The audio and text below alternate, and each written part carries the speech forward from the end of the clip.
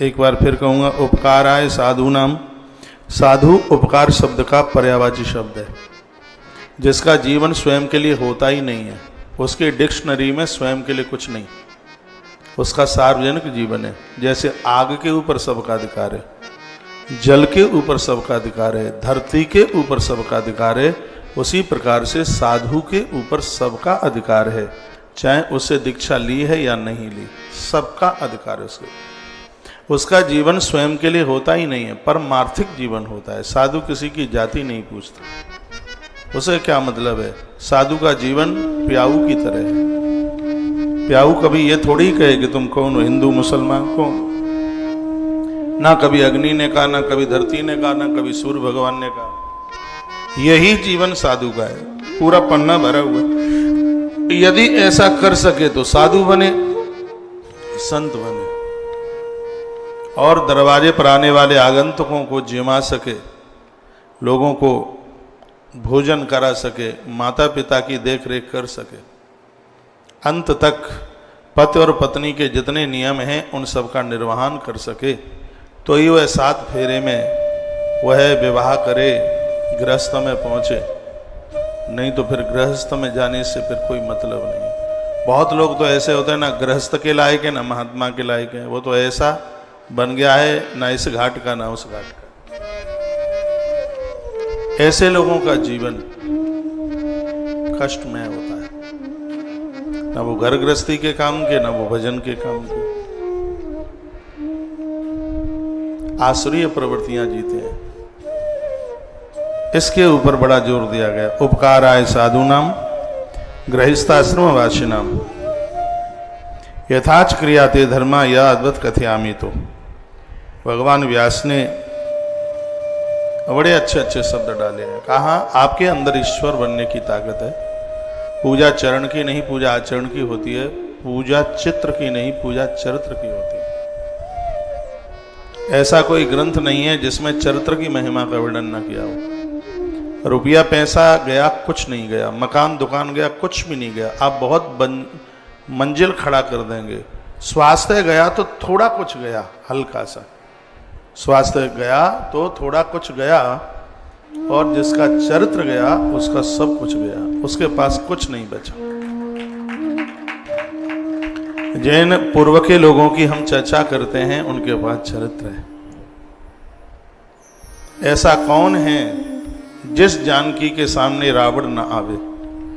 ऐसा कौन है जिस राम जी के सामने जीवन में शूर्पणखा न आवे? लेकिन इन संसार के अपराधों से हमारे और आपके पास में लक्ष्मण का होना जरूरी है। वैराग्य की धार को लखन कहते हैं, परम संयम को लक्ष्मण कहते हैं। लक्ष्मण विवाहित होते हुए भी परम ब्रह्मचारी है, नहीं तो मेघनाद को नहीं जीत पाते कभी। ब्रह्मचारी का मतलब विवाह होने और ना होने से मतलब नहीं है। जिनके विवाह हो गए हैं वो ब्रह्मचारी, और जिनके विवाह नहीं हुए हैं वो नंबरी दुराचारी हुए हैं। बहुत नंबरी। विवाह करने के बाद तो व्यक्ति एक अपनी पत्नी के साथ संतुष्ट रहता है। विवाह न करने वालों की तो लिस्टें भरी पड़ी हैं 1 नंबर के बिगड़े लोगों में। तो इससे ये कोई मतलब नहीं होता।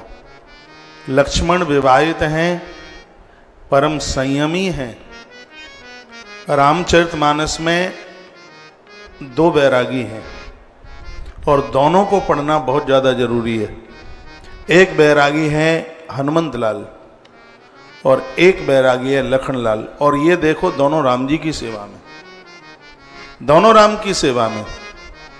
ऐसा मतलब नहीं है कि जो गृहस्थ में हैं उनके लिए राम के चरण नहीं है, या जो महात्मा बाबा है उसके लिए राम जी के चरण नहीं है। राम जी के चरण दोनों की तरफ है।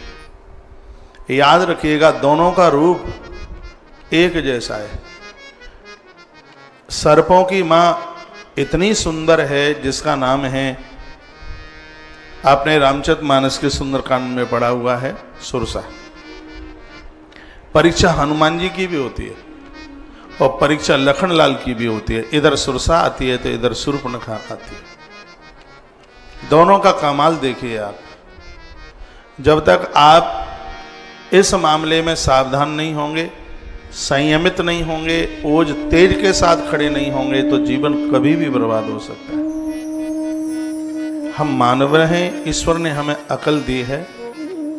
यह संसार का भौतिक, ये वासना युक्त जीवन दाद खाद खुजली की तरह। और सत्य यही है कि दुराचारी लोगों को मंदिर में दर्शन करने का, मैंने आज ही पढ़ा है, किंचित मात्र भी फल नहीं मिलता। इसमें दो शब्द हैं, एक है पाप और एक है पापात्मा। एक है पापी और एक है पापात्मा। इस ग्रंथ में लिखा है कि तीर्थ में जाता है पापी तर जाता है, लेकिन पापात्मा नहीं तरता। बहुत ध्यान से सुनिए, स्कंद पुराण में लिखा है कि यदि कोई व्यक्ति तीर्थ में जाता है, तीर्थ का सहारा लेता है, तो तीर्थ में पापी तर जाता है, लेकिन पापात्मा नहीं तरता। और शायद यह सबको पता नहीं होगा कि पापी और पापात्मा में अंतर क्या है। आगे एक बड़ा सुंदर श्लोक आप सुनेंगे। पापी और पापात्मा में अंतर है। जो पाप करके छोड़ चुका है उसको पापी कहते हैं, और जो अभी पापों में संलग्न है, अभी रोज पाप कर रहा है, उसको पापात्मा कहते हैं। एक ग्रंथ में बड़ी अद्भुत बात कही है। जिसने पाप किया, चलो धोखा हुआ, जान के हुआ, अनजान के हुआ, लेकिन अब तो छोड़ दिया उसने, ऐसे व्यक्ति का तीर्थ में जाके उद्धार हो जाता है। लेकिन जो पापात्मा है, जो रोज पाप कर रहा है, शराब पी रहा है, दुराचारी है, स्त्रियों का धर्म बिगाड़ रहा है, या जो स्त्री पुरुष का धर्म बिगाड़ने में लगी है, उसको पापात्मा कहते हैं। ना तो भगवान के मंदिर में उसका उद्धार है, ना तीर्थ में उसका उद्धार है, ना गुरुदेव के चरणों में उसका उद्धार है। आज की ये प्रमुख बात है, आज के प्रवचन की। और रोज सुनोगे एक नई बात सुनने को मिलेगी। और ये इतनी बड़ी अद्भुत बात है, इतनी गढ़ीली बात है कि इसलिए तो गोस्वामी जी ने लिखा था, पापीहु जाकर नाम सुमिरहि अति अपार भव सागर तरही। गोस्वामी जी ने ये नहीं लिखा कि पापात्मा जाकर नाम सुमिरहि अति अपार भव सागर तरही। उन्होंने पापीहु शब्द लिखा। तो पापी का मतलब है जो पाप करके छोड़ चुका है। और परमात्मा बड़े नंबरी भुलक्कड़ हैं। अपराध करके यदि किसी ने छोड़ दिया, फिर पाप नहीं किया, परमात्मा उसको क्षमा करता है। कहता है, सन्मुख होय जीव मोहि जवहि जन्म कोटि अघ नासै। 1 करोड़ जन्म का भी पापी होगा तो भी मैं तार दूंगा। लेकिन भगवान ये नहीं कहते कि पापात्मा का मैं उद्धार कर दूंगा। और ये बहुत ध्यान में रखने के लायक बात है, और ये लिखने के लायक बात है, इसको भूल मत जाइएगा। जिससे अपराध हुए हैं, लेकिन सत्संग में, प्रवचन में, गुरुजनों के द्वारा कैसे भी किसी के समझाने से, और उसने वो अपराध छोड़ दिया, वो पापी है। लेकिन तीर्थ में, गुरुजनों के दरबार में, भगवान के दरबार में उसके पाप जलने की पूरी परिपक्व स्थिति है। उसके पाप जल जाएंगे भजन से, साधना से, गुरुजनों के पास से, तीर्थ में जाकर, मंदिर में जाकर, गंगा जी नहाकर उसके पाप तर जाएंगे, कट जाएंगे, बिल्कुल स्पष्ट वर्णन है। लेकिन जो पापात्मा हैं, जो संलग्न हैं पापों में, तो चाहे वो तीर्थ नहा ले, चाहे वो यज्ञ कर ले, चाहे कुछ भी कर ले, लेकिन वो है अपने पापों से मुक्त नहीं हो सकता। तो इस सदाचार में जो एक अद्भुत बातों का वर्णन किया गया है, ये हृदय में बहुत उतारने के लायक है। आइए एक चौपाई मेरे साथ बोली।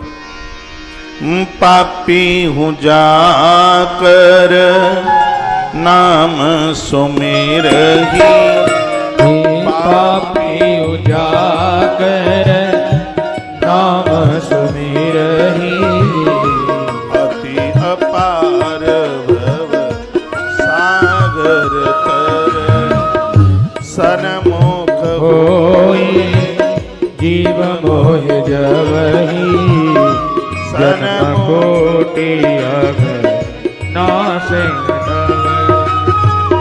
सन्मुख होई जीव मोहि जवहि जन्म कोटि अघ नासै तवहि सन्मुख होई जीव मोहि जवहि जन्म कोटि अघ नासै बोलिए बांके बिहारी लाल की। जय।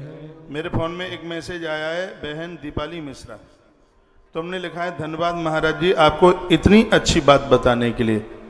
आज एक बहुत धन्यवाद आपके लिए भी। आज स्कंद पुराण का 4th खंड आरंभ हो रहा है, जिसका नाम है काशी खंड, और उसमें तीर्थ की महिमा का वर्णन है, अद्भुत वर्णन है। और जो ये शब्द मैं पापी और पापात्मा का आपके बीच में बोल गया हूं, यह काशी खंड का शब्द है। शायद यह इतनी बारीकी जानकारी सबको पता भी न हो। और जब हम लोग कहते हैं क्या होता है किताब पढ़ने से, क्या ग्रंथ पढ़ने से, क्या पुराण पढ़ने से होता है। अरे ये ग्रंथ वेद पुराण नहीं पढ़ेंगे हम असुर हो जाएंगे, राक्षस हो जाएंगे, सब लाज शर्म खो बैठेंगे, बिल्कुल माँ बाप की तक मर्यादा भूल जाएंगे, वृत्ति निशाचरों की हो जाएगी। हमें संभाल ही रखा है इन ग्रंथों ने, पुराणों ने, इन्होंने हमारा जीवन बचा रखा है, नहीं तो आदमी बिल्कुल भ्रष्ट हो जाएगा, बिल्कुल पतित हो जाएगा।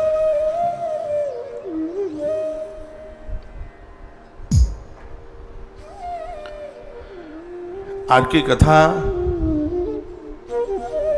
पता नहीं आप मेरी बात का विश्वास करेंगे,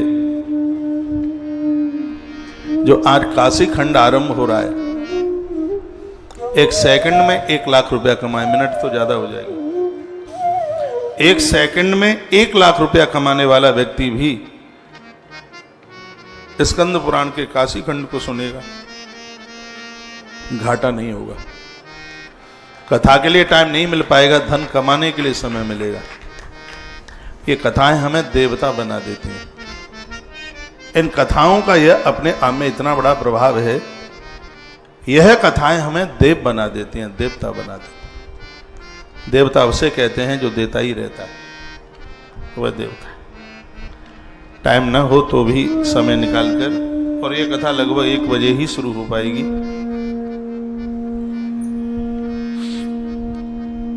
और आप सजगता के साथ कथाओं को सुने, आनंद आएगा, बहुत आनंद आएगा। परसों की बात कह के आगे चल रहा हूं मैं, आज मैं 1-2 बार बीच में बोलूंगा। परसों यानी 5 तारीख को रात्रि 8 बजे से लेके 8:35 तक रोग निवारण महायज्ञ तुलसीवन आश्रम के परिसर में रात 8 बजे होने को जा रहा है। शनिवार है उस दिन। आप समय निकाल कर, जिनके घर में यदि सूतक पातक लगा हुआ है, घर में बेटी कन्या, बेटी से आहुति डलवाइए और आप मोबाइल खोल करके यहाँ के मंत्रों को श्रवण करते रहिए, सुनते रहिए। इस यज्ञ का कहीं कोई चार्ज नहीं है, सबको एक साथ अपने घर करना है। और यह यजन हमारी प्रकृति को बहुत ताकत देगा, कुदरत मुस्कुराएगी। यह तो हर 8 दिन में होना चाहिए। देखा अभी आप कुछ ही दिनों में, 22 दिन पहले में, 22 दिन में तबाही मच गई देश में। 22 ही दिन चला था ये, और 22 दिन में क्या हुआ याद करें तो रोम कांपते हैं। इतनी मृत्युआं हुई हैं। चलो आंकड़े भले ही सामने न रखे जाएं, लेकिन उनको तो ये पता ही है, जिनके मोहल्ले में से, गली में से, छोटी गली में से 50-50 लोगों की अर्थी उठ गई, वो तो जानते ही हैं इस बात को। ये सब क्यों हुआ? कहते ऑक्सीजन की वजह से हुआ। तो ऑक्सीजन का अभाव क्यों हुआ? ऑक्सीजन का अभाव इसलिए हुआ क्योंकि लोग 9 बजे जगते हैं, 10 बजे जगते हैं। उनके फेफड़े इतने कमजोर हो गए हैं कि वो ऑक्सीजन को कैच ही नहीं कर पा रहे हो। वृक्षों को अंधाधुंध काटा गया।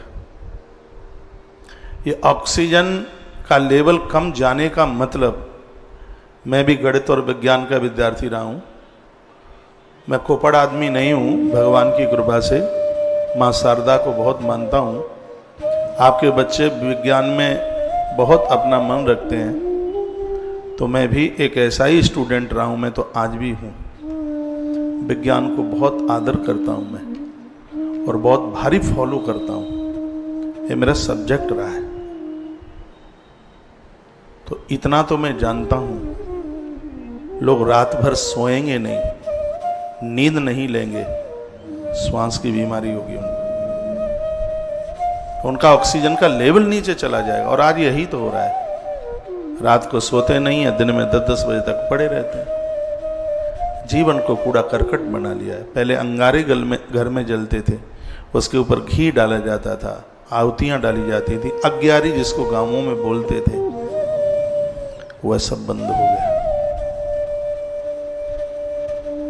पहले दरवाजे दरवाजे पर सर्दियों में अघाने जलते थे, आग जलती थी, और उस अग्नि का यह प्रभाव होता था कि वृक्षों में कीड़े नहीं लगते थे, तो पेड़ खड़े होते थे, और वृक्ष खड़े होते थे, उससे ऑक्सीजन का लेवल कभी नीचे नहीं जाता। लेकिन हम कुदरत के उन नामों निशानों को समाप्त करने में तुल गए हैं। इतनी बड़ी परिस्थिति, ये तो उनको किसी को मिलना इस कोरोना कोविड में जिनका अपना कोई दुनिया छोड़ के चला गया है, कितना कष्ट है। और यदि ये 22 दिन की तबाही को आप अपने हृदय में उसको स्मृत करके रखते हैं, तो मुझे पता है इस बात के लिए आप 5 जून के इस यज्ञ से आप चूकेंगे नहीं। इसमें मेरा स्वार्थ क्या है? मैं तो 365 दिन यज्ञ करता हूं, और ये मैं जानता हूं मुझे कोई बीमारी नहीं होगी, ये मुझे पता है, क्योंकि मैं ऐसा जीवन जी रहा हूं। लेकिन मैं ये भी जानता हूं कि आप स्वस्थ हैं तो मैं स्वस्थ हूं। सामने वाले को प्रसन्न देख करके देखने से चेहरे पर अपने आप खुशी आती है। मैं अकेला मुस्कुराता रहा हूं, उससे काम नहीं चलेगा। काम तो तब चलेगा पूरी मानव जाति इस धरती की मुस्कुराए, सबको आरोग्यता मिले, सब चैन से जीवन जिए। आप चैन से जीवन जिएंगे तभी तो इन कथाओं को सुन पाएंगे। ऐसा ही कुछ विचार करके जो ये 5 तारीख को, जो रात्रि को, जो 8 बजे यज्ञ है, तुलसी तपोवन यूट्यूब चैनल पर जुड़ करके इस पूरे कार्यक्रम का आनंद लीजिएगा। और ये हम ऐसा करने के लिए जा रहे हैं बहुत जल्दी, ज़्यादा नहीं तो महीने में 2 दिन आप सबसे यज्ञ कराएंगे ही, अमावस्या को और पूर्णमासी को। वैसे आप नहीं कर पाएंगे तो कम से कम ऐसे तो आप कर लेंगे। और 1 महीने में 2 दिन आपके घर में जो यज्ञ होगा उसे देव और पुरखे पितर दोनों प्रसन्न होंगे। ऐसी व्यवस्था करने के लिए जा रहे हैं, किसी न किसी प्रकार से हम काम में तो आ जाएं। अभी मैं बोल रहा था उपकार आए साधु नाम, तुम किसी एक के नहीं हो, पूरी सृष्टि की अमानत हो। तुमसे अच्छे काम होने चाहिए, परहित होना चाहिए, परमार्थ होना चाहिए। तो उसी ध्येय में लगे हुए हैं, बच्चों को पास बिठाकर, पति पत्नी, माँ बाबूजी सब मिल करके। उसमें एक आध स्तुति भी होगी, स्तुति भी गाना, आहुति डालना। सामग्री मैंने आपको बता दी है। 200 ग्राम काले तिल ले लेना, 100 ग्राम चावल ले लेना। घी में चावल जलाने से ऑक्सीजन का मात्रा बहुत बढ़ता है, बहुत ज्यादा। तिल धन की अभावता को दूर करता है, ये तिल की विशेषता है। गरीबी का नाश करता है। गरीबी क्यों आती है? कभी मानसिकता ऐसी बनती है और लोग गलती कर जाते हैं। बॉस से लड़ाई हो जाएगी, काम में नहीं आना है, बहुत नौकरियां, ये बोलते रहते हैं बहुत नौकरियां हैं, जब सिर पर आ जाती है तब बिल्कुल नहीं मिलती। हाँ, तो ये तिल जलाने का फायदा है कि आप कोई गलत निर्णय ना ले लें। एक एक चीज का, ये पुरखे स्वाहा स्वाहा कह के चलेगा इसलिए नहीं है। ये तिल घी में मिलाकर इसको जलाने का प्रभाव है कि मानसिकता में कोई ऐसा विचार ना आ जाए कि तुम्हें बेरोजगार करके खड़ा कर दे कहीं चौराहे पर। आप किसी को लड़ जाएं, आप अपना इतना कुछ बेकार कर सकें जिसको सोचा भी नहीं जा सकता, ऐसा कोई मानसिक विचार आ ही ना जाए, उसके लिए तिल की आहुति डाली जाती है। चावल इससे घी में मिलाकर डाल के इससे ऑक्सीजन लेवल बहुत ऊपर जाती है। आप वैसे भी यज्ञ नहीं करते हैं तो वैसे ही आप एक पात्र में आग जलाकर और घी में चावल मिलाकर यों ही डाल देते हैं बिना मंत्र के, तो भी उसका यह प्रभाव है। मंत्र के साथ इसका विस्फोटक हो जाता है बहुत ज्यादा।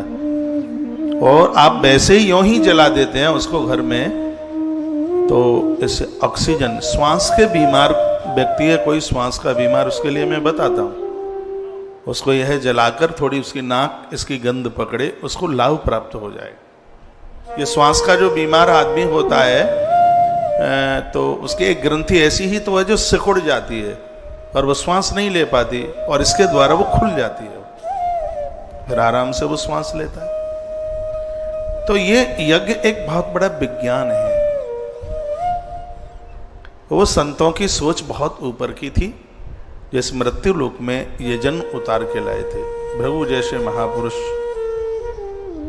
और उन्होंने उस कर्मकांड को इतनी बड़ी ताकत दी थी, इतनी बड़ी ताकत दी। इस धरती पर लोगों को श्राद्ध के बारे में पता नहीं था। माता रेणुका ने पहला श्राद्ध किया इस मृत्यु लोक में, और आनंद की बात यह थी कि संपूर्ण पुरखे प्रकट हो गए वहां, और कहा तुमने यहां श्राद्ध किया है, वो श्राद्ध हमें पितृलोक में मिला है, और हम प्रसन्न हो गए, हमसे नहीं रह गया, और हम इसलिए चले आए, एक बार हम अपनी कुल वधू को धन्यवाद देके तो आ जाएं, तेरी कड़ाई चढ़ाने से हम संतुष्ट हो गए।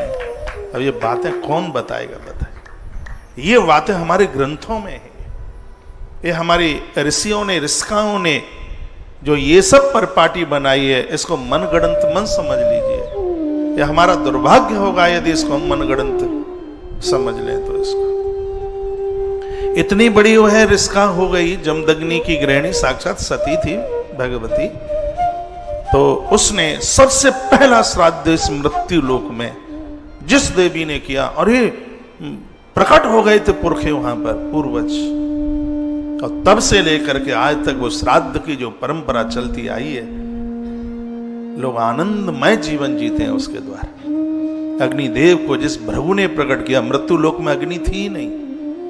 धन्य है वह महापुरुष जिसने इतनी बड़ी खोज करी।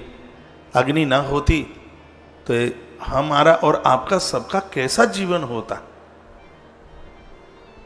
लेकिन इन महापुरुषों को हम कैसे भुला सकते हैं। तो उसी परंपरा में, ये अंधविश्वास नहीं है, ये बढ़िया जीवन जीने। उस समय लोगों के पास धन नहीं होता था, आज से ज्यादा सुखी थे, चैन में थे। पहले लोगों की 50-60 साल में मौत नहीं होती थी, बहुत लंबी उम्र जी के जाते थे। कहां थे इतने अस्पताल, कहां थे हॉस्पिटल, थे ही नहीं। मंदिर बनाने के लिए भी पैसा नहीं होता था, हर दरवाजे पर महादेव की पिंडी गड़ी हुई दिखती थी।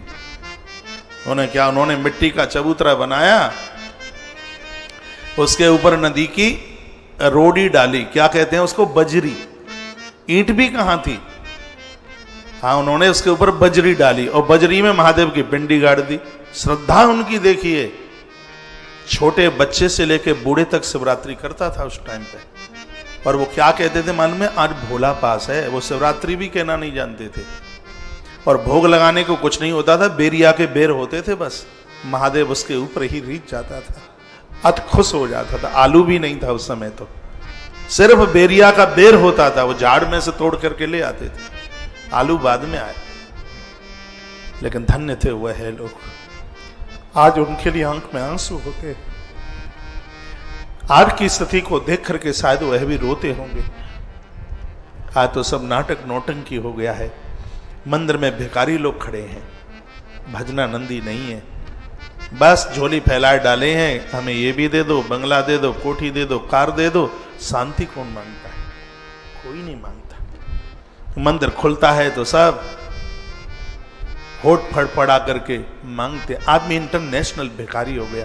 पहले का आदमी मांगता नहीं था, पहले का आदमी कहता था प्रभु तेरी कृपा से घर में 2, 4, 5 बच्चे हैं, बस इनको तुम संभालते रहना, इनके कभी माथे में दर्द ना हो। आप मंदिर में जाते हैं, कभी आप बोलते हैं कि मेरे परिवार के माथे में दर्द ना हो? आप तो जाके पैसा मांगते हैं, आप बंगला मांगते, आप कोठी मांगते हैं। आप परिवार के लिए सुकून मांगिए, शांति मांगिए, भगवान को कहिए हे प्रभु मेरी संतान वह उत्कर्ष करे जो तुम्हारी दिया बाती करे, तुम्हारी आरती करे, तुम्हारे उत्सव मनाए। मेरे घर में ऐसी लायक संतान हो जो पुरखों का श्राद्ध करे, और जब ये परिवार में होगा जीव तो जिंदे जी मुक्त हो जाएगा। लेकिन ये आज है ही नहीं। आज का आदमी गाफिल है। एक घर में होते हैं, बाप बेटा पास पास नहीं बैठते हैं, कोई जरूरी काम है तो मोबाइल पर बात करेंगे, पटती नहीं है बिल्कुल। एक दूसरे की बात सुनने को तैयार नहीं है। बाहर के आदमी के लिए आप भले ही बच्चे हों, लेकिन घर में तो घर के लोगों के लिए यमराज के दूत की तरह हो। शायद यम के दूतों को भी इतना गुस्सा ना आता होगा जितना तुम्हें गुस्सा आता है। माँ इतनी डरती है तुमसे कि तुम्हारे सामने बोल नहीं सकती। पिता इतने डरते हैं कि वो जवान नहीं निकाल सकते। बहन तुमसे इतनी भयभीत है, क्या यमराज के दूत ही बन गए हो क्या? बिल्कुल ऐसा जीवन मत जीना। चेहरे पर मुस्कुराहट हो। क्रोध तो जलते हुए कोयले की तरह है। जलता हुआ कोयला हाथ में लोगे, फपोले नहीं पड़ेंगे, हाथ ही खत्म हो जाएगा। सामने वाला तो इधर उधर होके बच जाएगा। जलता हुआ कोयला किसी के ऊपर डालोगे, वो होशियार है, वो इधर उधर होकर के वो बच जाएगा, लेकिन हमारे हाथ नहीं बचेंगे जले बिना। तो क्रोध तो सबसे पहले जलते हुए अंगारे की तरह, लकड़ी जलती हुई दूसरे को जलाना चाहती है, हो सकता है उससे पहले स्वयं जल जाती है। क्रोधी व्यक्ति दूसरे को खत्म करना चाहता है, लेकिन वह स्वयं में खत्म हो जाता है। इसलिए पवित्र व्यासपीठ आग्रह पूर्वक हाथ जोड़कर निवेदन करती है, घर में अपनी उन परंपराओं को बना करके रखिए जो परंपराएं हमारे ऋषि और ऋषिकाओं ने जिनको तैयार किया था।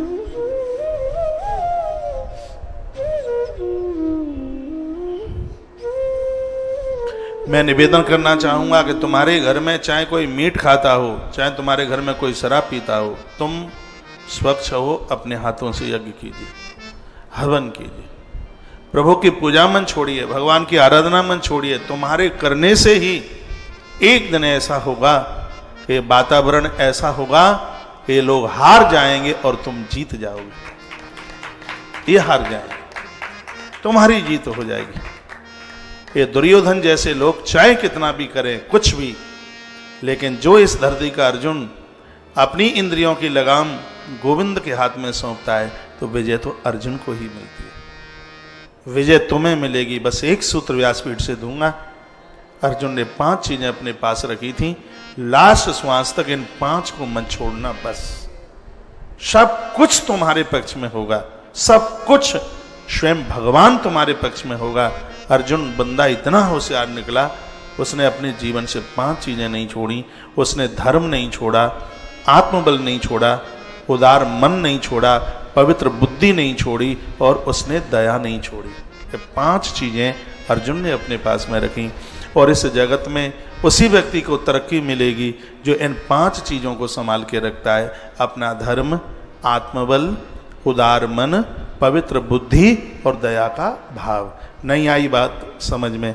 इसको ऐसे समझिए, अर्जुन जीव है, ये 5 चीज अर्जुन के पास में है। युधिष्ठिर धर्म के रूप में है, भीम आत्मबल है, नकुल उदार मन है, सहदेव पवित्र बुद्धि है, द्रौपदी दया है।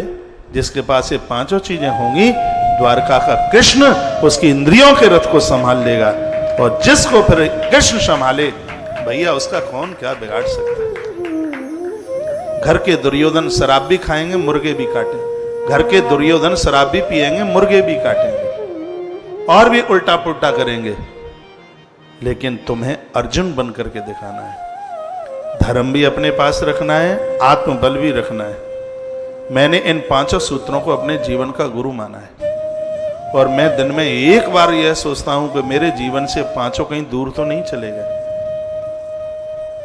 ये जाएंगे तो तब जब मैं जाने दूंगा, चले कैसे जाएंगे?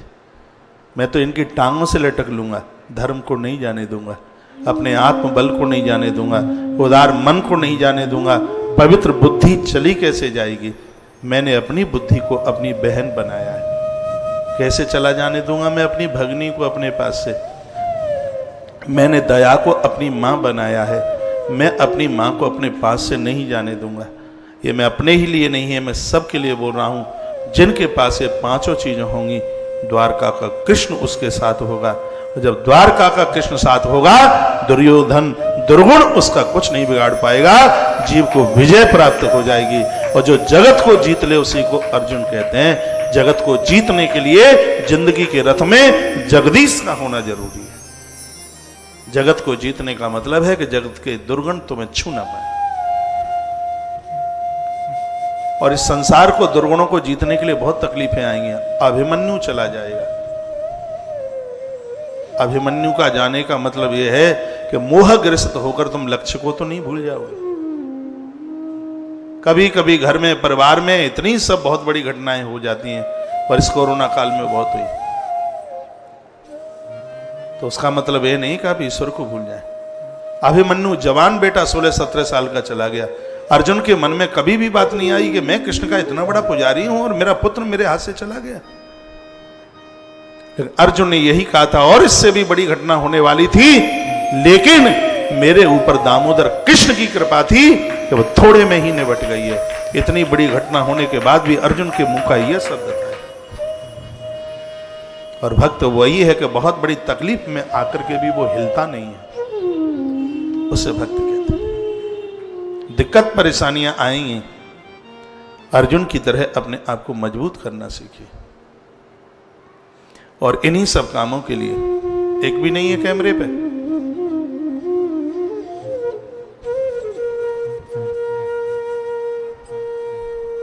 भोजन के काउंटर पे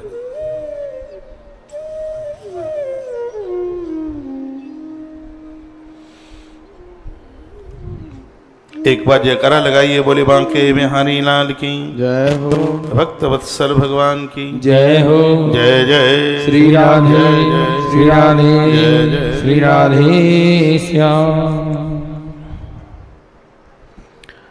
तो 5 तारीख के हवन को, यजन को आप याद रखिएगा। स्वाहाकार सुधाकारो वषटकारस्य पुत्र। घर में यज्ञ करने से पुत्र पौत्रादिकों की वृद्धि होती है, रोग खत्म होते हैं। इस ग्रंथ में भी इस बात का वर्णन है। यज्ञ कल्याण करता है। यस्ते नाम मानवों धेनु सवर्तई शर्मादि।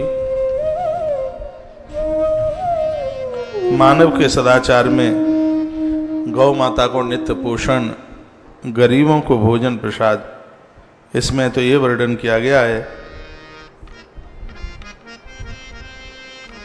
जो दूसरे को जिमाते जिमाते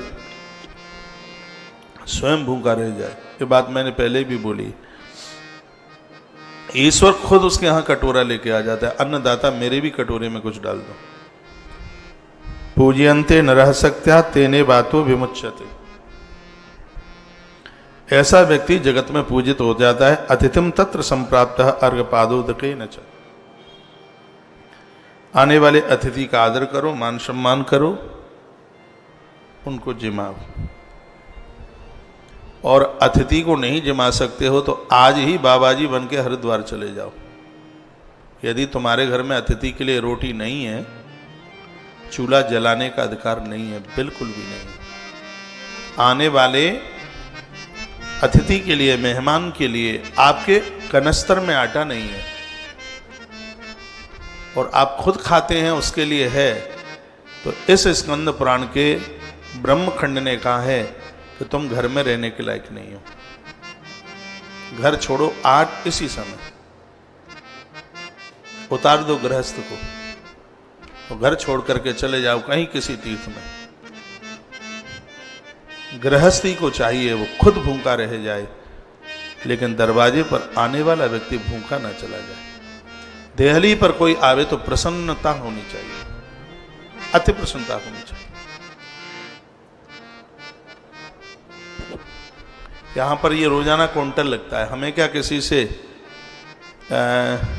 सर्टिफिकेट थोड़ा ही लेना है कि तुलसी वन आश्रम में रोज दोपहर में लोग भोजन करते हैं, लेकिन ये ग्रंथ पढ़ देह धरे ये बल भाई, भजे राम सब काम बिहारी। देह धरे कर ये भल भाई, भजिए राम सब काम बिहारी। देह धरे कर फल भाई, भजे राम सब काम बिहाई।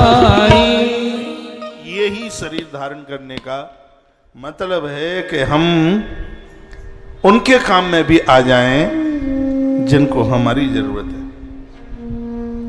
गुरुणाम सन्निधो वापी नैचिर्भूयानवाय। वर्ष में कुछ समय ऐसा निकालो हमें संतों की सानिध्यता मिले, हमें गुरुजनों की संगति मिले, इनके साथ तीर्थ यात्रा जाओ, इनकी संगति मिले। मिलती है गुरुजनों की संगति कभी कभी, इनका संग हमें निहाल करता है, कृतार्थ करता है।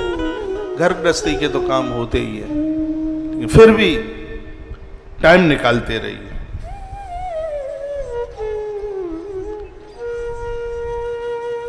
वर्णन किया तीर्थ स्नान इर्थनो चैव पादे।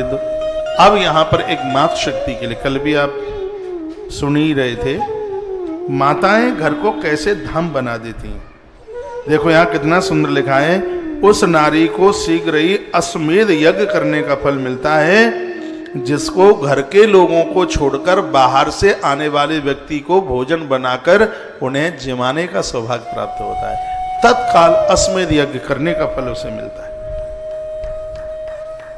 अश्वमेध यज्ञ करने का फल उसे मिलता है। जिसको किसी को आगंतुक को भोजन कराने का उसे फल प्राप्त हुआ, उसके लिए एक बहुत बड़ा यज्ञ हो गया है। मैं अपनी माताओं को, अपनी बहनों को मैं बोलना चाहूँगा इस बात के लिए कि ये बहुत सरलता में अश्वमेध यज्ञ का फल मिल रहा है। राम जी ने अश्वमेध यज्ञ का फल किया, अश्वमेध यज्ञ किया, पता नहीं कितने कुओं का पानी मंगाया, कितने तीर्थों की चौराई की मिट्टी मंगाई, हाथी के पाम की मिट्टी लाओ, घोड़े के पाम की मिट्टी लाओ, और गैया के चरण की मिट्टी लेकर के आओ, चौराई की मिट्टी लेकर के आओ, 27 तीर्थों का पानी लेकर के आओ, 7 समुद्र का पानी लेकर के आओ, और सोने की सीता जी बनाओ, और हवन के सुरवा और एक हलवी सोने का बनाओ, तब अश्वमेध यज्ञ का फल मिलेगा। यहाँ तो कुछ लग ही नहीं रहा है, तो ये अश्वमेध यज्ञ का फल मिल रहा है। तो ऐसे सस्ते फल क्यों नहीं आपसे इकट्ठे किए जाते? घर में आगंतुक आवे और उसको आप भोजन करा दें। घर में वृद्ध हैं, सबसे पहले उन्हें आप भोजन करा दें। कितना सस्ता अश्वमेध यज्ञ का फल मिल रहा है? लेकिन वही बात हो गई, सब्जी मंडी वाला बोलता था कि जब आलू 60 रुपया किलो बिकता है तो खरीदार ज्यादा है, 1.5 रुपया किलो बिकता है तो खरीदार कम है। तो आपको महंगी चीज बढ़िया लगती है? वो बोलता है जब 60 रुपया किलो तो आलू ही मांगेंगे, और वैसे मंडी में हमारी शक्ल नहीं तुझे दिखती, हम आलू वाले हैं, हम टिंडे खाते हैं 38 रुपया किलो के। सब्जी मंडी वाला भाई पेमेंट के लिए आया, वो भी अपना अनुभव बता रहा था। बोले पता नहीं लोगों को क्या हो गया, 60 इस साल बिक गया होगा 50-60 रुपया किलो। हाँ, तो वो बता रहा था, वो बोलता है कि 50-60 रुपया किलो तो आलू मांगते हैं, और वो 5 रुपया किलो हो गए तो कहते हैं अच्छा हमारी इतनी तो बदनामी करेगा, हम आलू वाले, हम टिंडे वाले हैं, 40 रुपये किलो का टिंडा लेंगे हम। तो इसका मतलब यह है कि ये जो पुण्य बिल्कुल साधारण तरीके से मिल जाते हैं तो इसकी वैल्यू नहीं है।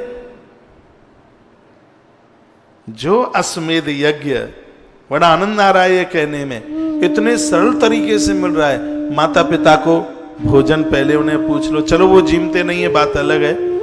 इसमें तो वर्णन है स्पष्ट, आप मेरी बात का विश्वास कर लें। जिन घर के बेटे और बच्चे, बेटे पत्नी माता पिता को जिमाए बिना भोजन करते ही नहीं है, देवता स्वर्ग से उन बच्चों को, देवियों को प्रणाम करते हैं।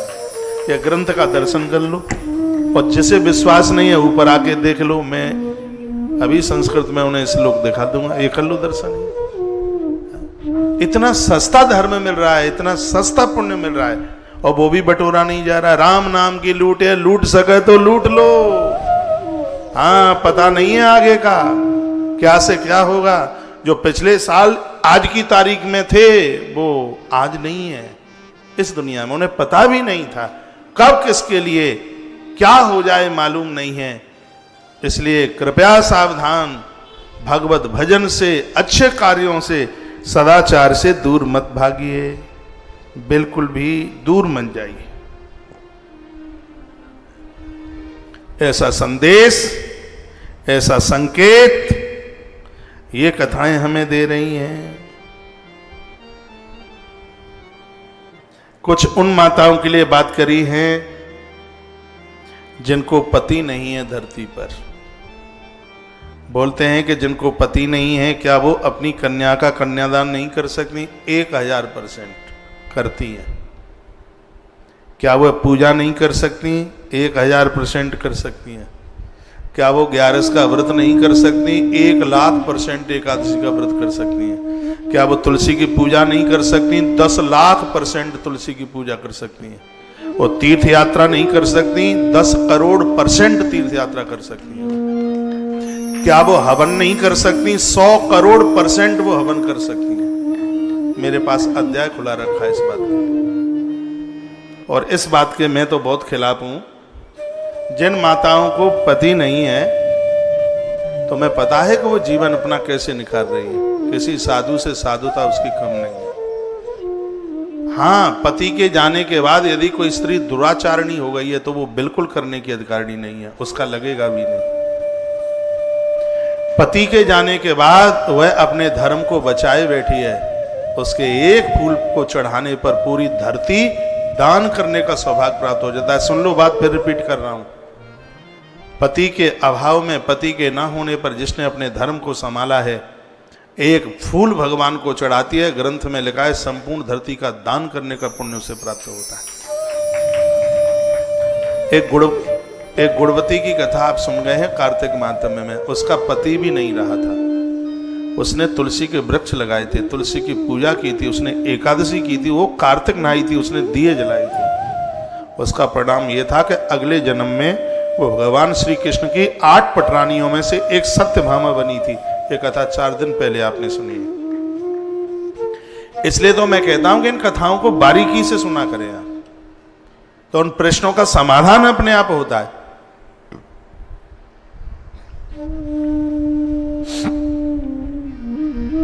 शीलभंगेन दुर्वृत्ता पातयन्ति कुलत्रयम्। जिस नारी का शील भंग हो गया है वो अपने तीनों खानदानों को बर्बाद कर देती है। नारी का शील भंग हो जाना यानी उसके पास कुछ बचा ही नहीं। शील भंगेन, उस नारी के पास कुछ नहीं बचा, उसके पास कुछ है ही नहीं। जिसको परपुरुष ने छू लिया, उसके धर्म को बिगाड़ दिया, कुछ नहीं उसके पास, सब खत्म। वही श्लोक में लिखा है शील भंगेन दुर्वृत्ता पातयन्ति कुलत्रयम्। उस शील भंग से वो खुद ही नष्ट नहीं हो रही, उसके तीनों खानदान नष्ट हो रहे। एक तो नानी वाला, मामा जी वाला, एक माता वाला, माँ का पियर, और एक नानी का पियर, और एक अपना पिता पक्ष। लिखा है पतयन्ति कुलत्रयम्, ये तीनों कुल समाप्त हो जाते हैं। जहां पर दुराचारणी नारी जन्म ले ले, आने वाले इन तीनों कुलों की पीढ़ियों की बर्बादी हो जाती है। ऐसा वर्णन है इस श्लोक में। पितुर मातु तथा पत्रिव्याह मुचंत्रस्त दुखिता। इन कुलों की पीड़ा खत्म नहीं होगी, उनका दुख समाप्त नहीं होगा जहां दुराचारणी नारी पैदा हो गई है। मैं बहुत आग्रह पूर्वक निवेदन करता हूं, ये धरती अंबर आकाश ये सब नारी के ऊपर टिके हैं। पूज्य मातृशक्ति को बहुत सावधान रहना चाहिए। अब आप कहेंगे हमें ही क्यों कहा जाता है? हमें भी तो कहा जाता है। ये लोग, दुनिया के लोग फिल्म जा करके देखें, इनको तो कोई कुछ नहीं कहेगा, और मैं देख के आ जाऊं तो अखबार में मोटी मोटी तो फोटो आएंगी, पूरा प्रमुख पृष्ठ पर ब्रेकिंग न्यूज में चलेगा। तुलसी वन आश्रम के कौशिक महाराज मथुरा की फला टॉकीज में, अब नाम क्या है मुझे तो पता नहीं है टॉकीज का, तो इतने बजे से इतने बजे का शो देखा। वो छापेंगे, क्यों छापेंगे? उनकी गलती नहीं है। हम धर्म की नींव बन करके जी रहे हैं, हम धर्म के आधार में बन करके जी रहे हैं। कुछ गलती होने पर संतों को उंगली उठाई जाती है, तो मेरी माताओं की तपस्या संतों से कम नहीं है, एक बुलंदा ऊपर है, इसलिए उनके ऊपर उंगली उठाई जाती है।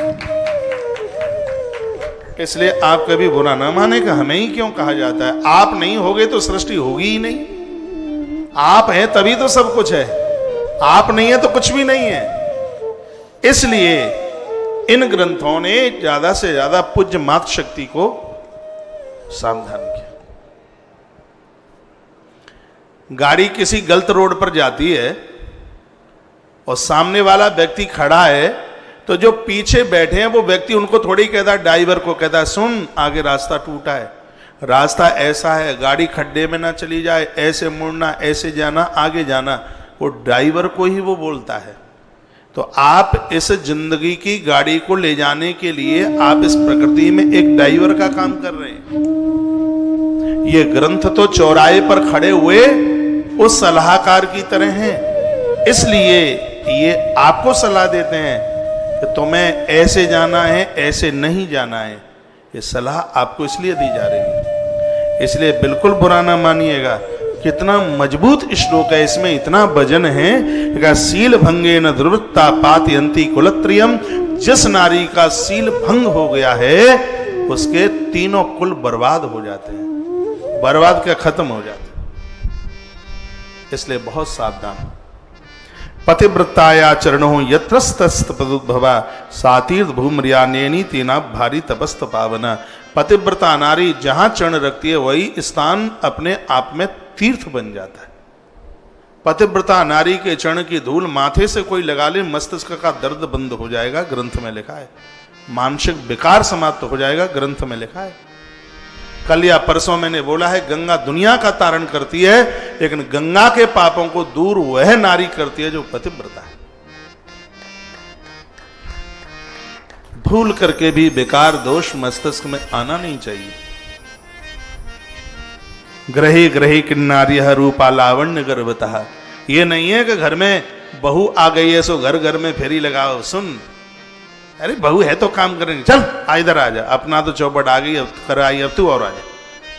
कोई काम नहीं, कोई धाम नहीं, दुनिया की बुराई, इसकी चुगली, उसकी चुगली, इसकी बुराई, उसकी बुराई, ये सब नहीं लगता ठीक। लिखा है भार्या मूलम गृहस्थस्य भार्या मूलम सुखस्य च भार्याम धर्म फलायैव भार्या संतान वृद्धई। श्लोक इतना गजब का है। भार्या मूलम गृहस्थ, गृहस्थ का मूल भार्या है। मूल यानी जड़, गृहस्थ की जड़ स्त्री है। स्त्री है तो गृहस्थ द्वितीया के चंद्रमा की तरह बढ़ता जाएगा, और स्त्री ठीक नहीं है, बढ़िया नहीं है तो पेट सूखेगा। नारी के ऊपर ही तो सब कुछ है। ये धर्म सत्कर्म करती है, आपके घर की बाय बाय होती है, और घर से शाम को निकल जाए, 3 दिन बाद आवे तो लोग तुम्हारी भी बुराई करेंगे, हमारी भी बुराई करेंगे, सबकी बुराई करेंगे। अरे ये क्या आदमी है जिसके घर में बिगड़ेल स्त्रियां रहती हैं। हम समाज में किसी को बात करने के लायक नहीं रहते। उसी बात को कहा कि भार्या मूलम गृहस्थस्य, गृहस्थ की यदि मूल है तो कोई वहां की स्त्री है, पत्नी है वहां की। भार्या मूलम सुखस्य च, परिवार को इतना सुख होता है जब घर में वो स्त्रियां लड़ाई नहीं लड़ती थी। आप चाहे जितना कमाइए पैसा, 5 लाख पर डे कमाइए, लेकिन जिस घर में देवरानी जेठानी का झगड़ा, सासू बहू का झगड़ा, तुम दिन में कमा करके लाए हो, 8-10 घंटा इतनी तुमने मेहनत करी है, और जैसे ही घर में महाराज जैसे ही प्रवेश किया तो वहां तांडव नृत्य हो रहा है। रात रात भर सोगे नहीं, माथे पर भींगा कपड़ा रखना पड़ेगा तो भी माथा ठंडा नहीं होगा। चाहे जितना कमा लीजिए आप, यदि घर में नारी को सकून नहीं है, शांति नहीं है, घर में झगड़े हैं, वहां सब बेकार है, व्यर्थ है। क्या विचार के इस श्लोक लिखा है, भार्याम मूलम गृहस्थस्य, घर की एक यदि गृहस्थी को बहुत ऊपर तक ले जाने वाली है तो वो नारी है। ये चाहे तो मैं आबाद कर दे और इसकी एक एप्लीकेशन में पूरा परिवार जेल चला जाए, उसकी एक एप्लीकेशन में इतनी बड़ी ताकत है। इसकी सुनवाई ज्यादा है। तुम लाख बढ़िया हुई, कौशल्या मैया से भी बढ़िया सर्टिफिकेट हो आपके पास। कौशल्या मैया बहुओं के आगे गलीचे बिछाती थी, और उससे भी बढ़िया वाला सर्टिफिकेट हो, आपकी कम सुनी जाएगी, उसकी ज्यादा सुनी जाएगी।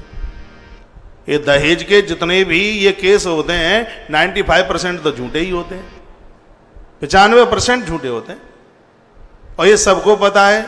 जो न्याय दे रहे हैं उनको भी पता है, लेकिन हो रहा है ऐसा। स्थिति ऐसी विकृति में बदल गई है, पूछिए ये मत। भार्या मूलम गृहस्थस्य भार्या मूलम सुखस्य च, स्त्री पूरे घर की सुख की खान है। एक बार के लिए पैसा ना हो, बहुत बड़ी विपत्ति आ गई हो, कितनी बड़ी परेशानी हरिश्चंद्र के पास आई, और इतनी बड़ी विपत्ति थी कि उसको झेलना बहुत मुश्किल था, लेकिन धन्य है तारा तारा कहती आप काई को चिंता कर रहे हैं, मैं हूं ना, मेरा विक्रय कर दीजिए। ग्रंथ में लिखा है पहाड़ जैसी, सुमेरु पर्वत जैसी आपत्ति आ गई हो, यदि पत्नी समझदार है तो ऐसी आपत्ति की नदी को आप पार कर जाओगे। पत्नी आपका संग दे रही है, आपका कुछ नहीं बिगड़ेगा, बिल्कुल। घर का सुख का यदि कोई मूल है वो नारी है, स्त्री है। घर नारी के बिना चलता ही क्या है। भार्या धर्म फलायैव, ये माताएं जो घर में पूजा पाठ करती हैं, इससे परिवार को गति मिलती है, इस श्लोक में लिखा है। बच्चों का मुंह देख रहे हैं, बच्चों का जन्म हो रहा है, बच्चों के और बच्चों का जन्म हो रहा है। इसमें लिखा है भार्या संतान वृद्धि। इसमें स्पष्ट लिखा है कि जिस घर में स्त्रियां अपने कुलाचार को, अपने आचरण चरित्र को बचा करके रखे हैं, भार्या संतान वृद्धि, उस परिवार में संतान की वृद्धि होती है। हाँ, संतान का अभाव नहीं होता उस परिवार में, संतान बढ़ती जाती है, कोई कमी नहीं रहती किसी भी प्रकार की। इसलिए बहुत ध्यान, परलोकस्तम लोको जीयते भार्या द्वयम देव पितृ नाम च तृप्तम स्याद्या याग रहे। यह लोक और परलोक में मुक्ति का उद्धार का कारण एक नारी को बताया गया, पूर्वजों को तृप्ति का कारण नारी को बताया गया। उसे ही ग्रस्त कहते हैं। वही ग्रस्त है जहां का पुरुष और जहां की स्त्री गंगा जी की तरह पवित्र हो। इसमें लिखा है गंगा और गीता दोनों शब्द, और गाय लिखा है इनकी तरह अपने आप में पावन है, तुलसी की तरह है वह है। ऐसे ही स्त्री पुरुष अपने पूर्वजों का तारण कर देते हैं, देवताओं को प्रसन्न कर लेते हैं। बड़ी सुंदर, यथा गंगा भागेन शरीरम पावनम भवेत, जैसे गंगा शरीर को पवित्र कर देती है, एक नारी पूरे खानदान को पवित्र कर देती है। सदाचारी नारिणी, सदाचारी नारी यथा गंगा भागेन शरीरम पावनम भवेत, जैसे गंगा जी शरीर को पवित्र कर देती है, सदाचारी नारी पूरे खानदान का उद्धार कर देती है, कल्याण कर देती है।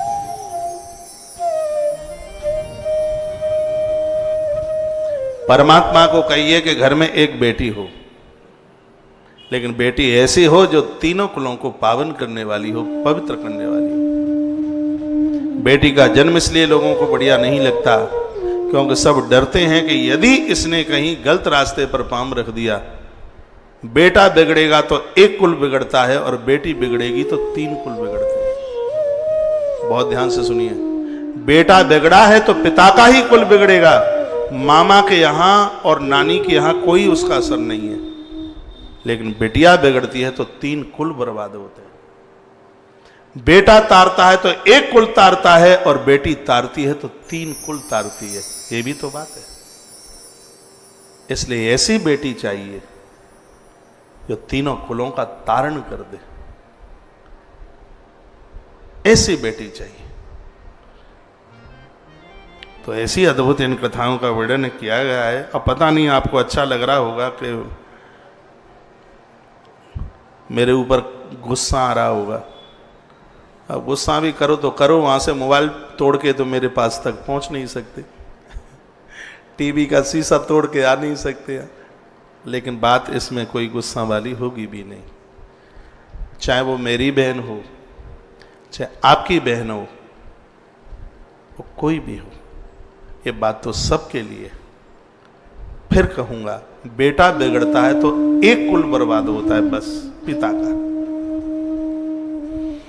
लेकिन बेटी दुराचारिणी, नारी स्त्री दुराचारिणी हो गई तो तीन कुल खत्म हो जाएंगे। एक अपना कुल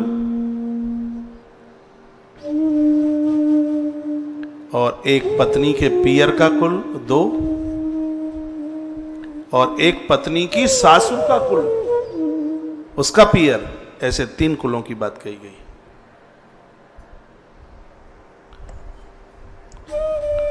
तो पर्यंकशायिनी नारी भेदव्य पातये त्वदा, देखो ये कल मैंने बात कही है, यहां पर लिखा है पति के ना होने पर फिर नारी श्रृंगार नहीं करती हो।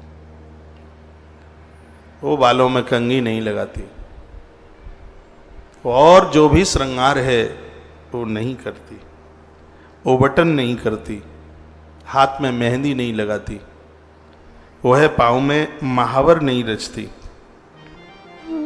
और उस बिस्तर को भी वो स्वीकार नहीं करती जो बिस्तरा उसके पति का था, जो पलंग उसके पति का था। वो धरती पर जीवन निकाल देती है। बर्डन है, बहुत तपा हुआ जीवन है उसका। इसमें वर्णन है कि वो जो भी पूजा पाठ धर्म कर्म करती है वो अपने उस पति के लिए करती है जो स्वर्गवासी है, और ये उसके लिए करती है, उसमें इसका कल्याण। वो क्या क्या करे उसका वर्णन है। जिस माँ को पति नहीं है, दुनिया छोड़ करके वो चला बसन हुए हैं, क्या क्या चाहिए का तर्पणम प्रत्यहम कार्य भर्तु कुशल त्लोद गई। ऐसी नारी रोजाना अपने पति को नित्य तर्पण करने की अधिकारिणी है। तांबे का पात्र रखे, हाथ में ऐसे जल ले और दक्षिण की तरफ ऐसे अंजलि डाल दे। कुछ भी नहीं आता उसको, बस बर्तन में जल लेकर के कोसाहे तो उंगली में लगा ले, ऐसे लेकर के बस 3 अंजलि डाल दे, यूं भरे।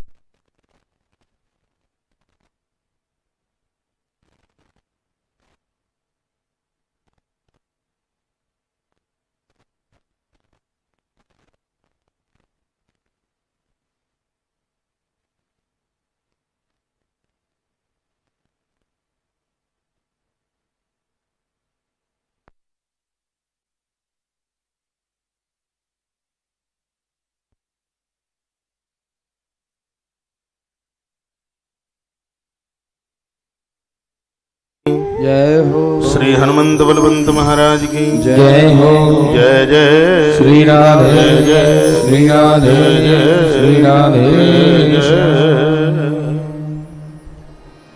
हाँ, तो मैं निवेदन कर रहा था वो भगवान विष्णु की पूजा करे, नारायण की पूजा करे, महादेव की पूजा करे, देवी देवताओं का पूजन करे, एकादशी का व्रत करे, तुलसी को पूजन करे, ज़्यादा से ज़्यादा तीर्थ में वास करे, ये लिखा है इसमें। और वर्णन है तर्पणम प्रत्यहम कार्यम भर्तु कुशल तिलोदिकम।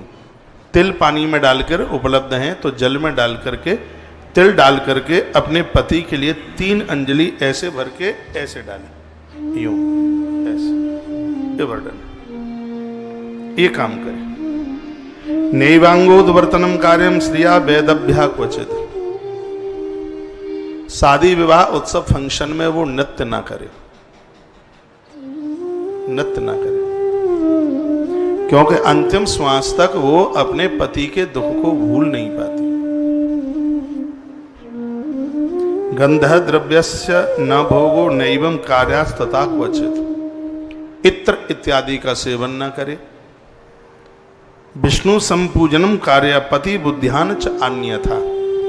इसमें वर्णन लिखा है कि पुत्रों के हाथ का तो उस पिता को लगता ही है, लेकिन जो व्यक्ति चला गया है उसकी पत्नी जो भी कोई धर्म सत्कर्म करती है उसका पूरा 100% उसके पति को प्राप्त होता है, कहीं कटौती नहीं होती बिल्कुल।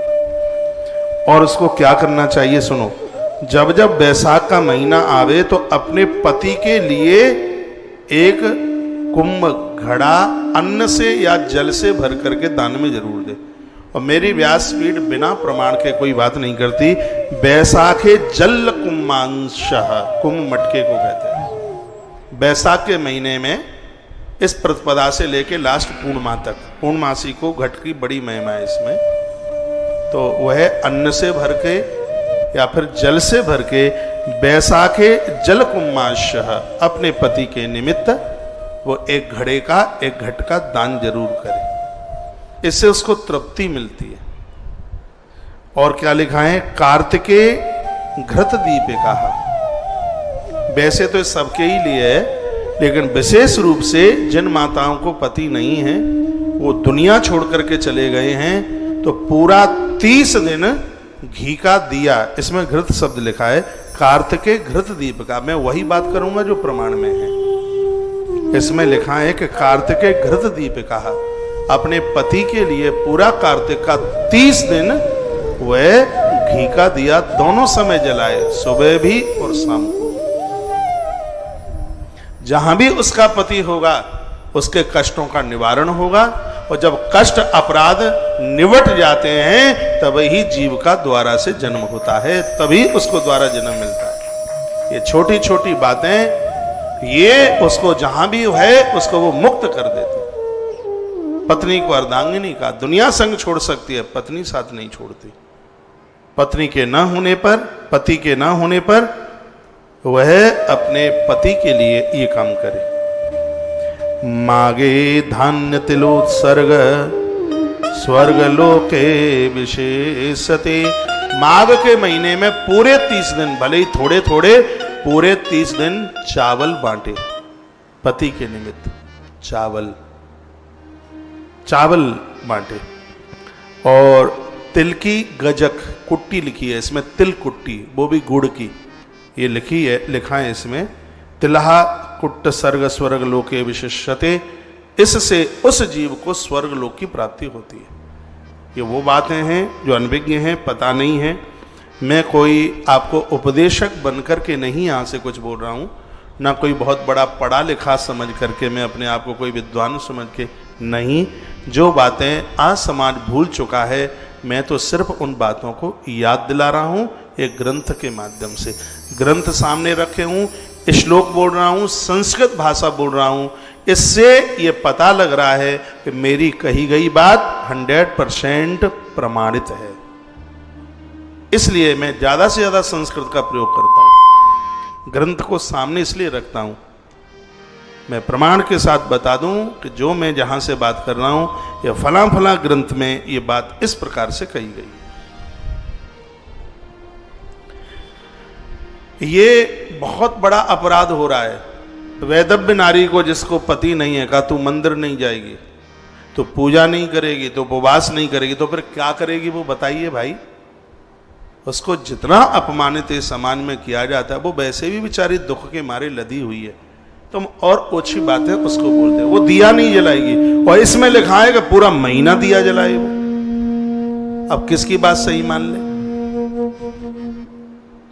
का शुभ कार्य में आगे नहीं आएगी। हमने पढ़ा है धर्मराज युधिष्ठिर का राज तिलक हो रहा था, तो दिया भी कुंती माँ ने ही जलाया, और पहला तिलक भी कुंती माँ ने किया। प्रभु श्री राम जी का राज्याभिषेक हो रहा था, पति तो कौशल्या माता को भी नहीं था। लेकिन ये किसी के साथ हो सकता है, परमात्मा की मां है, किसी को अपमानित मत करो। माता कौशल्या ईश्वर की मां है, पति तो उसको भी नहीं है। महाराज दशरथ दुनिया छोड़ के चले गए हैं, पहली आरती राम जी की मां कौशल्या उतारती है। इसलिए समाज में ये ऊंची बातें मत करो। जिस नारी को पति नहीं है उसका तो और ज्यादा सम्मान होना चाहिए, उसको तो हाथों पर रखना चाहिए, उसको उस अभावता का एहसास न हो, उसका तो ज्यादा ध्यान रखें, उसको तो ज्यादा ख्याल रखें। पिछले किसी ग्रंथ में मैंने यहां से सुनाया होगा कि जिस नारी को पति नहीं है, बेचारी कष्ट भोग रही है, ऐसी नारी का यदि धन किसी ने खा लिया, भैया यह लोक परलोक उसके सब बिगड़ जाएंगे, उसको कोई बचा नहीं सकता, इतनी बड़ी दुर्गति हो जाएगी। पिछले किसी ग्रंथ में ये बात मैंने बोली है, मत्स्य पुराण में बोली होगी।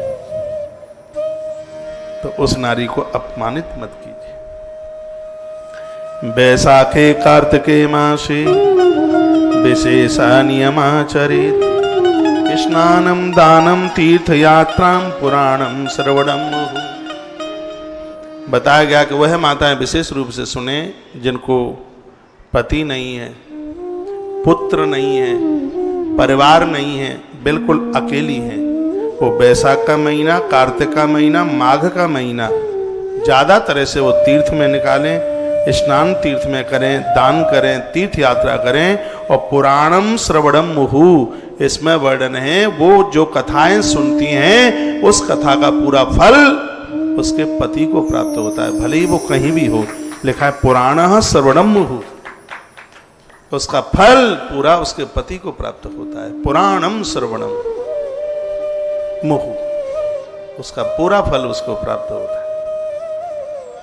और यह कह करके मैं बड़ा गदगद हूं, मैंने अपनी ऐसी बहुत पूज्य माताओं को जजमान बनाया है, जिनके पति इस धरती पर नहीं है, उनको जजमान बनाया। निश्चित रूप से इस पुराण की कथा का फल उन्हें प्राप्त हुआ है, वो जहां भी होंगे उन्हें प्राप्त हुआ है इस कथा का। जब से मैंने साल पहले से कथाएं शुरू करी हैं, ऐसी मेरी बहुत माताएं उनके स्वर्गीय पति के निमित्त या पुत्र के निमित्त या और किसी परिवार के निमित्त उन्हें जजमान बना करके और यह पुराण की कथा उनके पास तक पहुंचाई है। वही ये श्लोक मुझे मिल गया यहाँ लिखा है, वैशाख कार्तिकई मासी विशेषण नियमाम चरेत स्नानम दानम तीर्थ यात्राम। इसमें लिखा है वैशाख में आपने स्नान किया, कार्तिक में स्नान पूजन, माघ में आपने किया, कार्तिक में आपने किया दान पुण्य तीर्थ यात्रा जो भी किया, पुराण श्रवणम मुहु, इतना काम आपने किया, कथाएं भी सुनी, ये पूरा का पूरा फल आपके पति को प्राप्त हुआ। वो जहां भी हो, किसी भी लोक में हो, इसका फल वहां प्राप्त हुआ। ये बात महात्मा पाराशर ने धर्मराज युधिष्ठिर को ये बात कही। माता कुंती तो ये सब बहुत करती थी, तो युधिष्ठिर को तो बड़ी खुशी हो रही थी ये सब सुन के, अति प्रसन्न हुए हो रहे थे।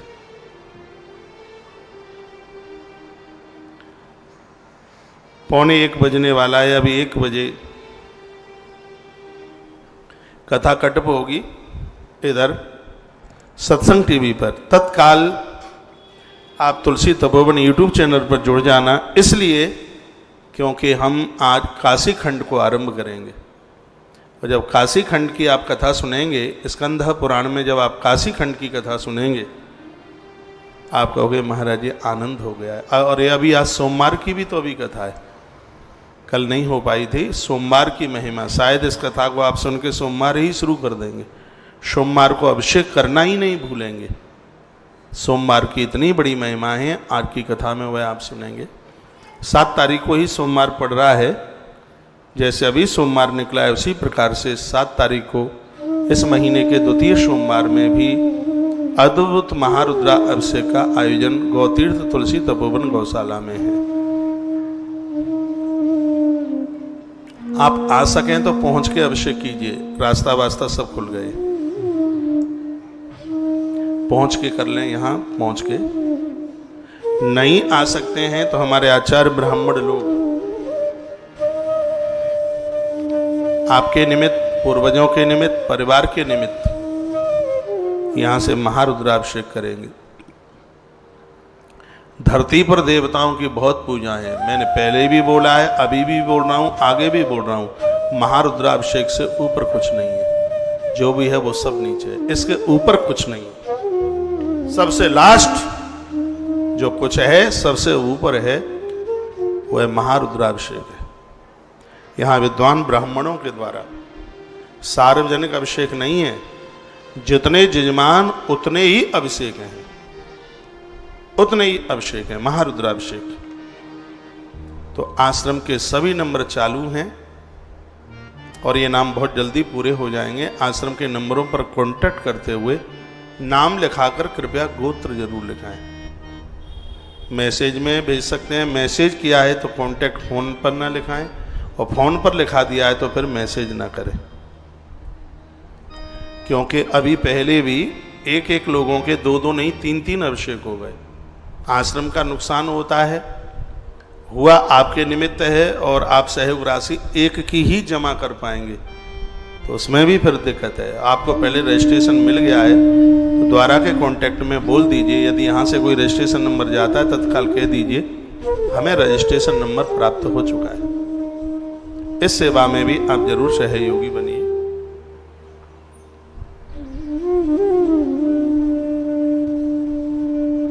यहाँ से भगवान शंकर जी की पिंडी नर्मदेश्वर पूरे देश के घर में होना चाहिए।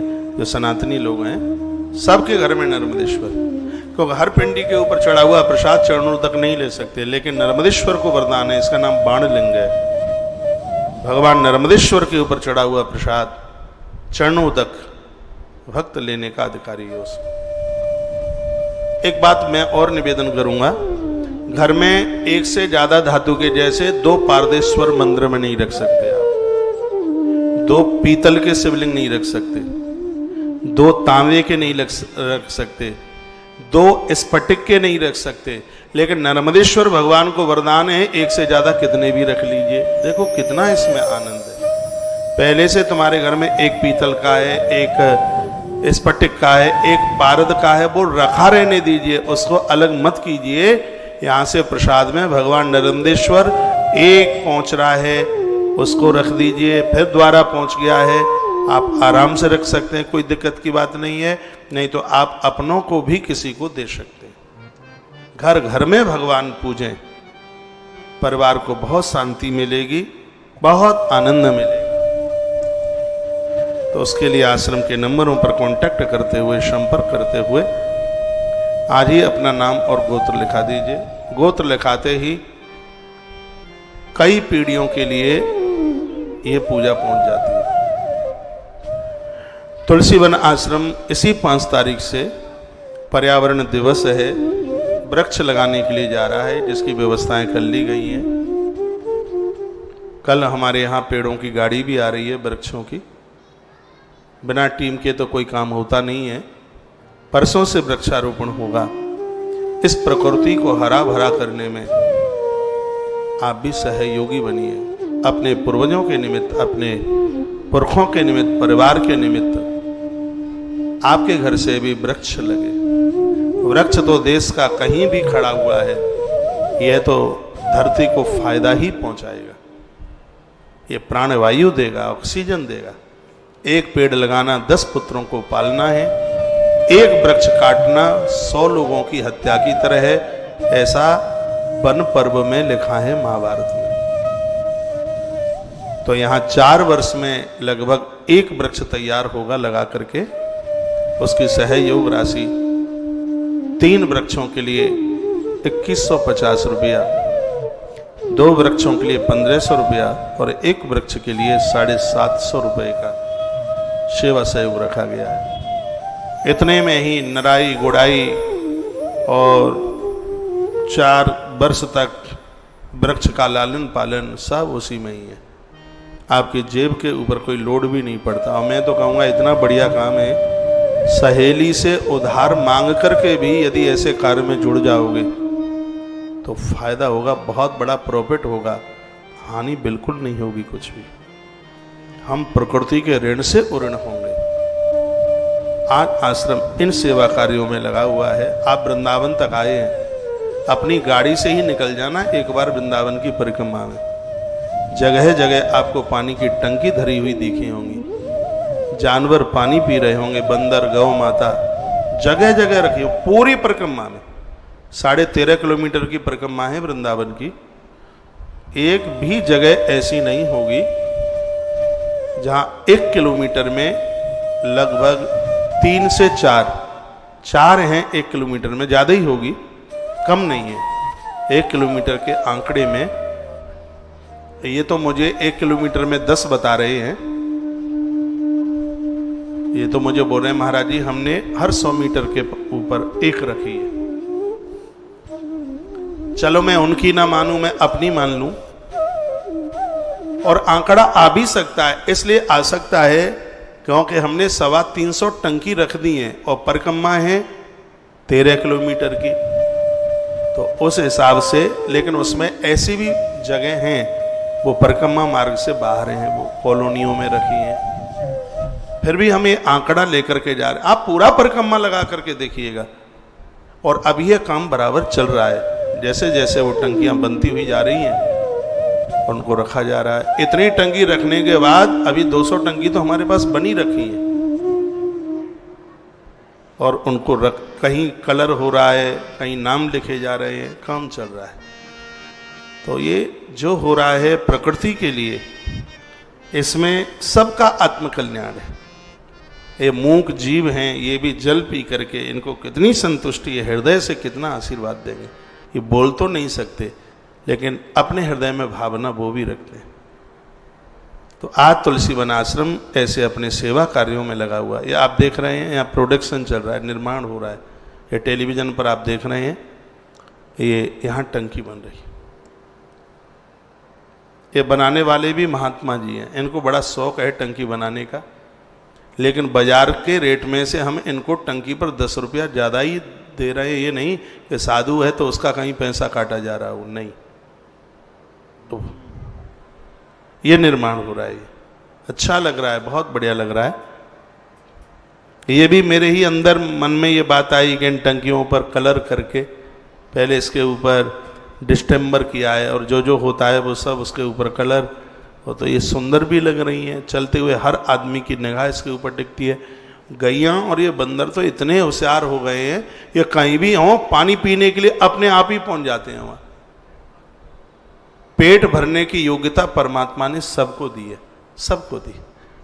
बच्चे को, बछड़ा बछिया को कहीं से भी खोल दीजिए, लेकिन दूध पीने के लिए वो अपनी माँ को पहचान ही लेता है, भले ही वो बोल नहीं पाता।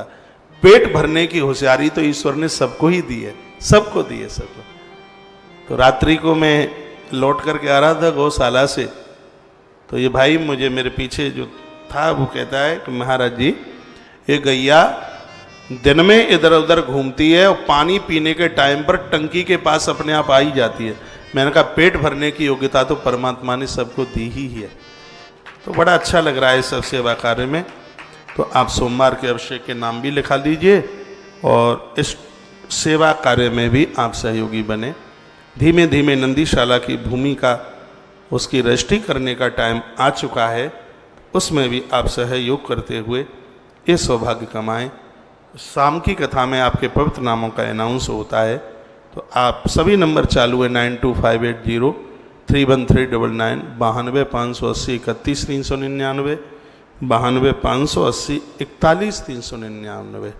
पैसा जब आपके पास हो जाए तब आप जमा करते रहिएगा, क्यों कथा अभी ये लंबे समय तक चलने वाली है, तो वो तो जमा हो ही जाएगा। और आपके मन में यदि यह भावना उठती है कि नहीं इस नेक कार्य में हमें सेवा करनी चाहिए, तो इसी समय आप कहें क्यों, इसलिए कि रहीम दास जी ने कहा था यदि देने की भावना आपके हृदय में है, बाएं हाथ में पैसा है और आप कहें कि दाहिने हाथ में लेके दें, इतने में तो देने की भावना ही खत्म हो जाएगी। बाएं हाथ में है तो शुभ मुहूर्त तो वही है कि बाएं हाथ से ही दे दीजिए। यदि इस हाथ से इस हाथ में लोगे, इतने देर में तो दिमाग बदल जाएगा और नहीं कर पाएंगे। यदि मन में यह भावना है कि नहीं ये काम बहुत अच्छा है, बढ़िया कार्य है, तो इसमें आप जरूर सहयोगी बनिए। एक बात मैं आपको बोलूं, आपके किए गए सहयोग का 0.25% नहीं, आपके किए गए सहयोग का 100% उसको सेवा कार्यों में लगाया जा रहा है। पूरा 100 सेवा कार्य आज इतना अद्भुत काम चल रहा है और ये सब करने में बड़ी खुशी मिल रही है, बहुत अच्छा लग रहा है। मैं कथा की तरफ बढ़ता हूँ। 1 बजे आप कथा से जुड़िएगा। आश्रम के सभी नंबर चालू हैं। 1 बजे मैं कीर्तन सा कराऊंगा, उस समय आप फोनों पर संपर्क कर लें, क्यों कथा नहीं छूटेगी। पूरी कथा में एक ही तो कीर्तन होता है, क्योंकि कीर्तन सुनने के लिए तो मोबाइल में आप सुन सकते हैं। मोबाइल में 1 से 1 बढ़िया से बढ़िया कीर्तन है, चाहे जब सुन लो। कीर्तन तो आपको मोबाइल में बहुत मिल जाएंगे, लेकिन जो मैं आगे बोलने के लिए जा रहा हूँ वो कथा आपको मोबाइल में नहीं मिलेगी कि अब मैं क्या बोलने के लिए जा रहा हूँ, इसलिए वो नहीं मिलेगी। ढूंढ के खूब सर्च करना। जो मैं बोलने के लिए कथा जा रहा हूँ वह तुम्हें किसी भी चैनल पर, किसी भी गूगल में, किसी भी प्लेटफार्म पर वो आपको मिल ही नहीं सकती। रोटियां मिल जाएंगी, पानी मिल जाएगा, मौसमी का रस मिल जाएगा पीने के लिए, लेकिन अब मैं जो आगे बोलने के लिए जा रहा हूँ वो कहीं नहीं मिलेगा। इसलिए ये ज़्यादा जरूरी है, इसलिए इसको जरूर, हाँ यदि आपको मिल जाए तो सर्च करते रहिए, मन सुनिए बिल्कुल। यदि आपको मिल जाए, मुझे पता है मिलेगा ही नहीं, हाँ ये सब सर्च मैं भी करे बैठा हूँ। जो मैं यहाँ से अब आगे के लिए बोलने के लिए जा रहा हूँ, किसी भी प्लेटफार्म पर, किसी भी चैनल पर, किसी भी गूगल में वह आपको मिलेगा ही नहीं जो कथा यहाँ से आगे के लिए बढ़ रही है। इसलिए ये कथा सुनना बहुत